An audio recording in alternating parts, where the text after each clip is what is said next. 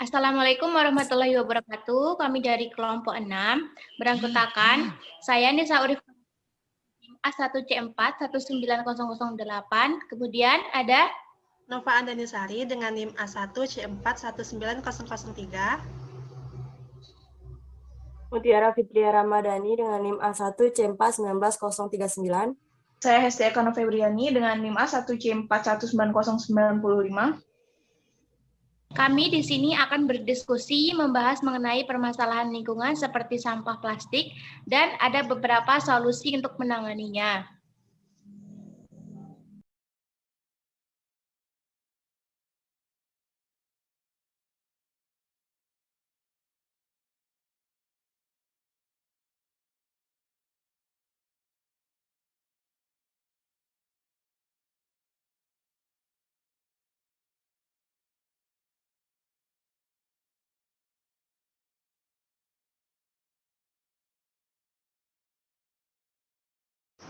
Berdasarkan video sebelumnya, untuk mengurangi peningkatan sampah anorganik di sekitar kita, kita dapat menggunakan mikroorganisme yang dipadukan dengan teknologi dan metode tertentu. Beberapa bakteri yang dapat menguraikan sampah anorganik ini adalah Pseudomonas. Pseudomonas ini dapat kita temui pada air dan lumpur yang kotor. Bakteri ini dapat menguraikan sampah plastik sebesar 50,5%. Beberapa sampah plastik yang dapat diuraikannya adalah polivinyl klorida, polietilena, dan polipropilena. Mikroorganisme selanjutnya yang dapat menguraikan plastik adalah Aspergillus sp. Kapang ini dapat menguraikan polietilena sebesar 36%.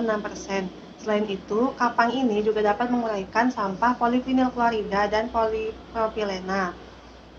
Contoh dari Aspergillus sp yang dapat menguraikan plastik yaitu Aspergillus niger, Aspergillus oryzae, dan Aspergillus flavus. Mikroorganisme selanjutnya yang digunakan untuk menguraikan plastik adalah Penicillium sp. Biasanya, Penicillium sp digunakan untuk membuat antibiotik. Nah, pada kasus ini kita menggunakannya sebagai pengurai plastik. Penicillium sp dapat menguraikan plastik polietilena sebesar 6,58%. Selain itu, kapang ini juga dapat menguraikan plastik alami yang terbuat dari mikroba lain, seperti polihidroksil alkanoat dan polihidroksil butirat. Sampah anorganik merupakan sampah yang sulit terurai di dalam tanah. Sampah anorganik sendiri berasal dari sisa manusia yang untuk menguraikannya itu membutuhkan waktu yang cukup lama. Sifat sampah anorganik ini yang sulit terurai tersebut menyebabkan beberapa masalah karena sampah tersebut akan terurai dalam jangka waktu yang cukup lama, sedangkan penambahan sampah setiap harinya itu semakin hari semakin bertambah. Sampah anorganik ini dapat diatasi dengan metode 3R, yaitu reduce, recycle, dan reuse. Selain untuk mengatasi permasalahan ini, perlu diproduksi suatu mikroorganisme yang dapat menguraikan sampah plastik, khususnya sampah yang tidak bisa didaur ulang kembali, sehingga sampah plastik tersebut dapat diproduksi menjadi produk-produk yang bermanfaat.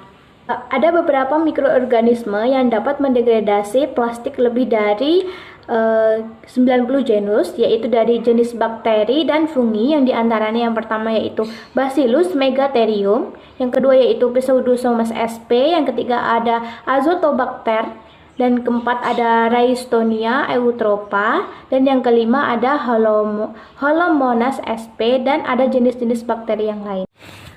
Sedangkan senyawa yang didegradasi diproduksi oleh mikroorganisme. Senyawa yang diproduksi oleh mikroorganisme bioplastik sebagai sumber cadangan makanan ketika kondisi nutrisi berkurang. Adapun cara yang dilakukan untuk mendegradasi sampah plastik tersebut dengan cara yaitu yang pertama yaitu mengisolasi mikroorganisme pendegradasi plastik dari limbah plastik tersebut. Dari isolasi tersebut, koloni yang tumbuh dimurnikan ke dalam media agar miring dan TSA untuk diuji selanjutnya.